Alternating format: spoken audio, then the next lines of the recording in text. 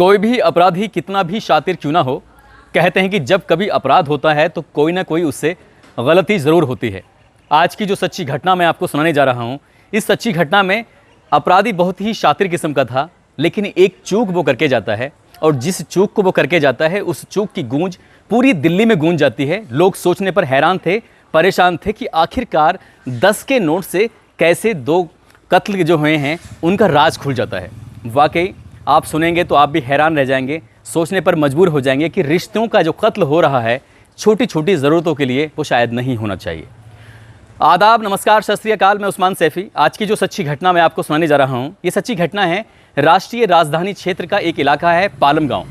बात कर रहा हूँ 6 जुलाई 2021 की शाम लगभग 7 बजे के आसपास एयरफोर्स में नौकरी करने वाले श्री कृष्ण स्वरूप जब ड्यूटी से घर अपने वापस आए थे तो घर का दरवाज़ा रोज़ की तरह नहीं खुला था, बल्कि आज पहली बार खुला था। हर बार उन्हें आवाज़ लगानी पड़ती थी अपनी पत्नी को और अपने बेटे को।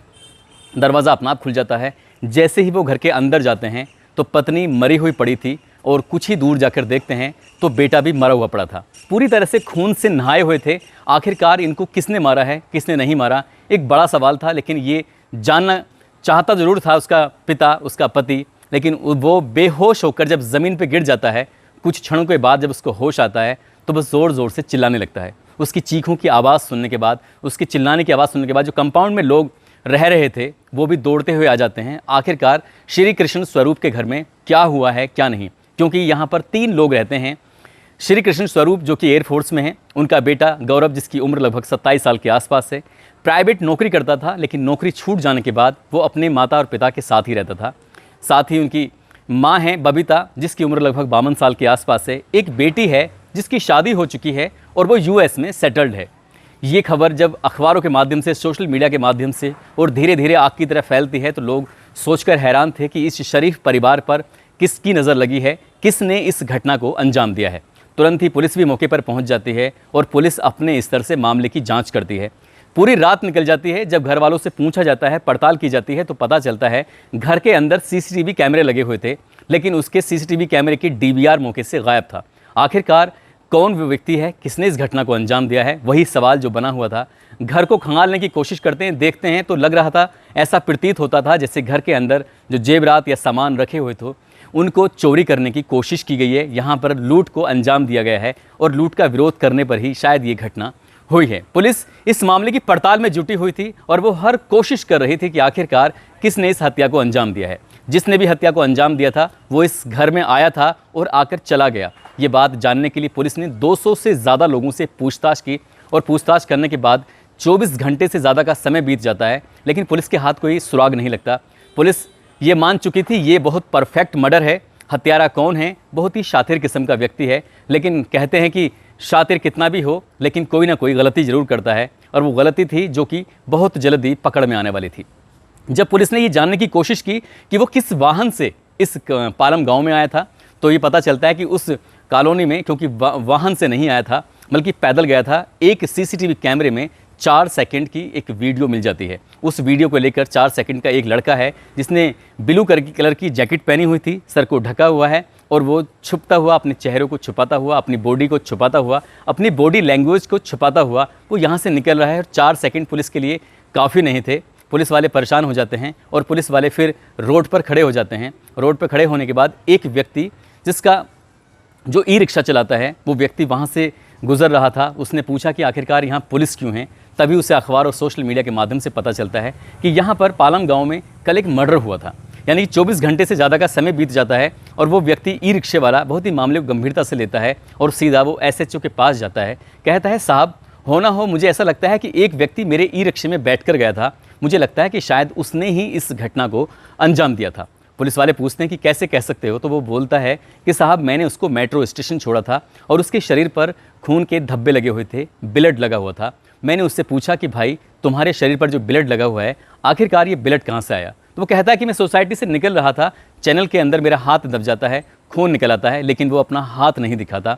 बस यहीं से एक शक की गुंजाइश थी, लेकिन यहाँ से भी पुलिस को कोई सुराग नहीं मिल पा रहा था कि आखिरकार वो व्यक्ति कैसा था। उसके स्केच की तैयारी की जाती है, तभी वो ई रिक्शे वाला एक किलो देता है। वो किलो वाकई अपना आप में बहुत ही शानदार किलो था, जिसको सुनने के बाद पुलिस के चेहरे खिल जाते हैं। दरअसल वो बताता है कि साहब, जो व्यक्ति मेरे ई रिक्शे में अगर बैठता है और मैंने उसको मेट्रो स्टेशन छोड़ा था, तो उसके पास मैंने बताया था कि आपको यहाँ से वहाँ तक पहुँचने में 30 रुपये का किराया लगेगा, जो भाड़ा है आपको देना पड़ेगा। वो लड़का जब भाड़ा दे रहा था तो उसके पास 10-10 के 3 नोट थे। 3 नोटों में से एक नोट ज़्यादा फटा हुआ था। वो पैसे देने की कोशिश कर रहा है, लेकिन ई रिक्शे वाला साफ इनकार कर देता है। कहता है, भैया मैं ये फटा हुआ नोट बिल्कुल भी नहीं ले सकता। जब इन दोनों के बीच में बहस हो जाती है, तब वो कहता है कि अगर तुम्हारे पास पेटीएम है, ई रिक्शे वाला, तो वो पेटीएम की जब बात करता है तो 30 रुपये पेटीएम कर दिए जाते हैं। और पेटीएम से पता चलता है कि इसने किस नंबर से, या उसका अकाउंट नंबर क्या है, या उसका नाम क्या है। पुलिस को बहुत ही कम समय में जानकारी मिल जाती है, और वो व्यक्ति कोई और नहीं, जिसका नाम था अभिषेक वर्मा, जो कि बुराड़ी का रहने वाला था। पुलिस ने उस व्यक्ति को जब तलाश करने की कोशिश की तो वो व्यक्ति घर के अंदर ही मिला, और वो इस घटनाक्रम में जब दोनों शव मिलते हैं तो वो मौके पे होता है। जब अंतिम संस्कार के लिए लेके जाते हैं तब भी मौके पे होता है। पोस्टमार्टम होता है तब भी मौके पे होता है। और जो श्री कृष्ण स्वरूप हैं, उनको भी बार बार ढांढस बताने की कोशिश कर रहा था। पुलिस वाले उसे देख रहे थे, वो बार बार पुलिस से सवाल कर रहा था कि साहब, इन लोगों का हत्या का खुलासा कब होगा, क्योंकि मरने वाली उसकी सगी बुआ हैं और मरने वाला उसका सगा बुआ का बेटा है।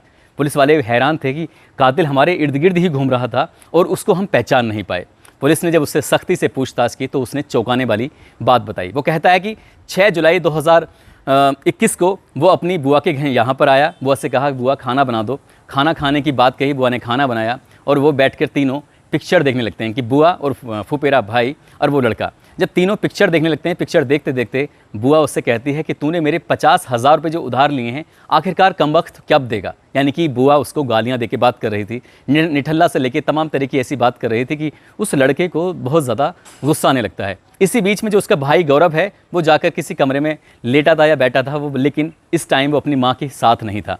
तभी वहीं पर पास में ही जिम करने वाले जो डंबल होते हैं, उस डंबल को लेता है और अभिषेक वर्मा अपनी ही सगी बुआ पर गुस्से में वार कर देता है।